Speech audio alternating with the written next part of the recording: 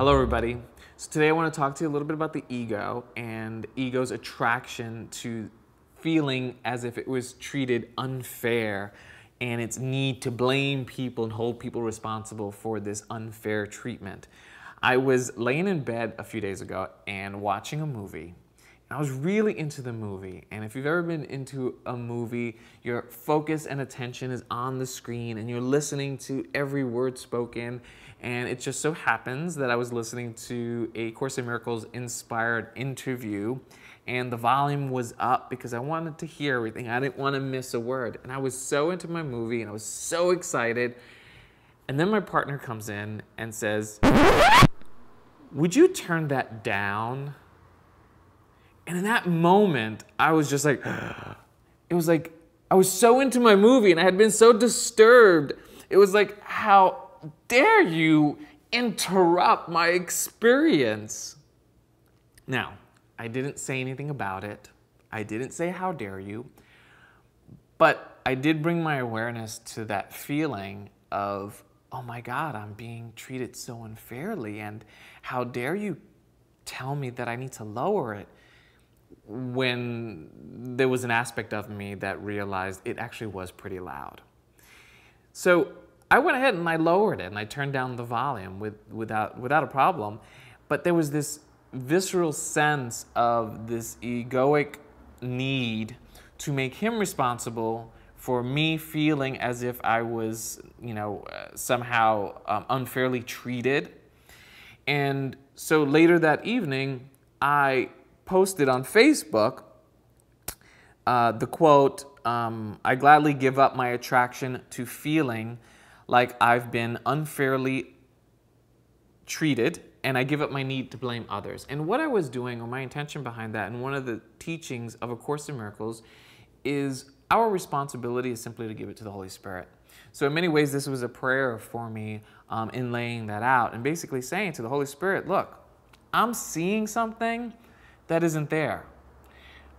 I'm putting meaning on this experience. I'm putting the meaning of unfairness into this experience, and I know I'm seeing this experience through the lens of the ego. Therefore, I gladly give this up to you, and let the Holy Spirit deal with it. As A Course in Miracles would teach us, everything we see, we're the ones putting meaning on it. And so that was my attempt to release that.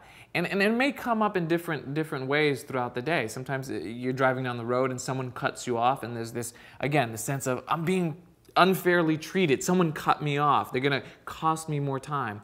Or at work, sometimes, in my experience, I know there have been times where I've been overlooked for a promotion, and in my mind, I feel like I'm unfairly treated. And so the ego's always seeking these opportunities of unfairness to say, there it is again. There's the proof that the world is unfair. I also want to address really quickly a good point that was brought up by someone on Facebook, and the question was basically, Craig, you wrote that you want to give up this attraction to feeling unfair, or this attraction of feeling like you've been treated unfairly, and you don't want to blame others, but wouldn't it be more appropriate, and I have a little visitor here, wouldn't it be more appropriate to reword it and say instead that I attract fairness in my experience? I gladly gain more attraction to the feeling of being treated fairly.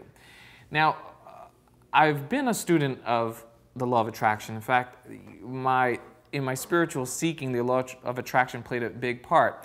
But the challenge, or from my perspective, the law of attraction infers separation.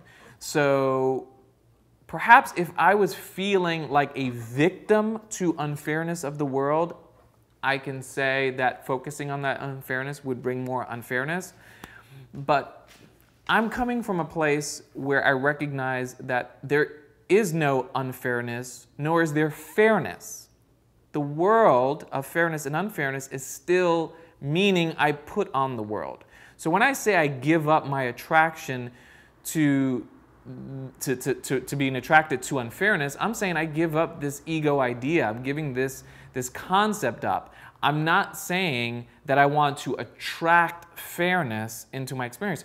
I don't believe in fairness or unfairness. And that's one of the teachings of A Course in Miracles, and it's certainly a teaching of non-duality, in that everything's as perfect as it is.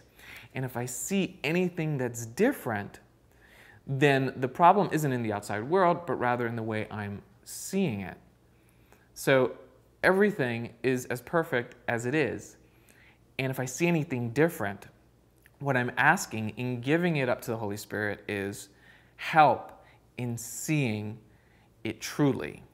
Truly seeing it through spiritual eyes.